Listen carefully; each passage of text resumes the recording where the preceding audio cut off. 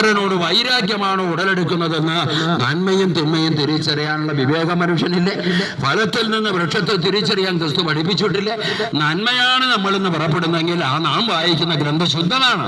അതല്ല നമ്മുടെ മതത്തിൽ പെടാത്തവരെ എല്ലാം കൊല്ലണം, അവരെല്ലാം ഇല്ലാതാകണം, അതാണ് എൻ്റെ സമാധാനത്തിന് കാരണമെന്നാണ് വിചാരിക്കുന്നതെങ്കിൽ, അതാണ് നമ്മുടെ ചിന്തയിൽ ഉത്ഭവിക്കുന്നതെങ്കിൽ ആ ഗ്രന്ഥം ശുദ്ധമല്ല.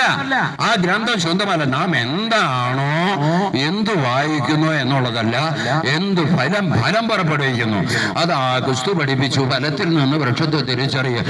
അങ്ങനെ സ്നേഹത്തിന്റെ പൂർണ്ണതയാണ് ദൈവം. ഈ സ്നേഹം കൂടാതെ ദൈവത്തെ തേടുന്നവരൊന്നും ആ സത്യദൈവത്തിൽ എത്തിച്ചേരുകയില്ല. അത് സ്നേഹമാണ്. ഇപ്പോ ഞാൻ പറഞ്ഞോട്ട് വന്നത് പൂർവ്വ യോസേപ്പിനെ സംബന്ധിച്ച. പൂർവ്വ യോസേപ്പ് ഈജിപ്തിന്റെ മേൽ വലിയ അധികാരിയായി തീർന്ന കാരണം, പൂർവ്വ യോസേപ്പ് ഈജിപ്തിന്റെ ഭരണാധികാരിയായി തീരാനുള്ള കാരണം എന്താ? പൂർവ്വ യോസേപ്പിനെ തന്റെ സഹോദരന്മാരെ പൊട്ടക്കണറ്റി തള്ളിയിട്ട് എന്തിന്? അപ്പന്റെ സ്നേഹം അവനോട് കൂടുതൽ വാത്സല്യം കാണിച്ചു എന്ന് പറഞ്ഞ് ബാക്കിയുള്ള സഹോദരന്മാരെല്ലാം കൂടെ എന്നാ ചെയ്തു? യാത്ര പോയപ്പോ പൊട്ടക്കണറ്റി തള്ളിയിട്ട് അവന്റെ കുപ്പായ ഊരിക്കൊണ്ട് എന്തോ കാട്ടുമൃഗത്തെ കൊന്ന് അതിന്റെ ചോര പുരട്ടി അപ്പന്റെ അടുത്ത് കൊണ്ടു കൊടുത്തു. ഇതാ നിന്റെ മകൻ, ഇളയ മകനാ യോസേപ്പ്, മരിച്ചവൻ, അവൻ ചത്തുപോയി, കാട്ടുമൃഗം തിന്നവനെ എന്ന് പറഞ്ഞവനെ പൊട്ടക്കണറ്റി തള്ളിയിട്ടിച്ചു പോയി.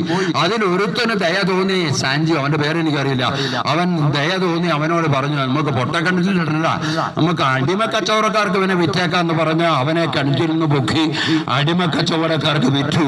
അവനെ അടിമപ്പണിക്ക് വേണ്ടി വിറ്റു കൊടുത്തവരാണ് തന്റെ സഹോദരങ്ങള്. അങ്ങനെ അതെല്ലാം അവൻ സഹിച്ച, ഇവൻ ആരോടും വൈരാഗ്യം വെച്ചില്ല. യോസഫിന്റെ പ്രത്യേകത ഏതാ? തന്നെ പൊട്ടക്കണത്തിൽ തള്ളിയിട്ടവനോട് വെറുപ്പ് തോന്നിയില്ല. അങ്ങനെ അടിമ കച്ചവടക്കാർക്ക് വിറ്റവരോട് പ്രതികാരം തോന്നിയില്ല. എല്ലാം അവൻ സഹിച്ചു, അവൻ ക്ഷമിച്ചു. അങ്ങനെ അടിമപ്പണിയെടുത്ത് അങ്ങനെ അവൻ അറിഞ്ഞ പൊത്തിപ്പറന്റെ വീട്ടിലേക്ക് അവനെ അടിമപ്പണിക്ക് കൊണ്ടുവന്നു. അവൻ ചെയ്യുന്ന കാര്യങ്ങളിലെല്ലാം ദൈവം ഇടപെട്ടു. അവൻ ആരോടും വെറുപ്പും വൈരാഗ്യം പുലർത്താത്തതുകൊണ്ട്, അവൻ വിശുദ്ധിയോടെ ജീവിച്ചതുകൊണ്ട് അവന്റെ പ്രവൃത്തിയിലെല്ലാം ദൈവം അനുഗ്രഹം വർഷിച്ചു. അങ്ങനെ പൊത്തിപ്പറ ഈജിപ്തിന്റെ ഭരണാധികാരിയായ ഫറവോയുടെ ഭാര്യയാണ് പൊത്തിപ്പറ. ഇവന് ആരോഗ്യ ദൃഢഗാത്രനായ ഈ ജോസഫിനെ കണ്ടപ്പോ അവക്ക് വലിയ ഇഷ്ടം തോന്നി. അവനെ കയറി പിടിക്കാൻ നോക്കി. അവൻ ഒരിക്കലും തെറ്റ് ചെയ്തില്ല. ഏത്?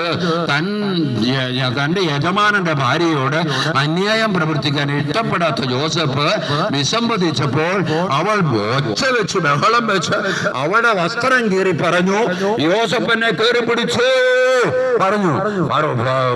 ഫറോവ എന്ത് ചെയ്തു? ജയിലിൽ കൊണ്ടുവിട്ടു.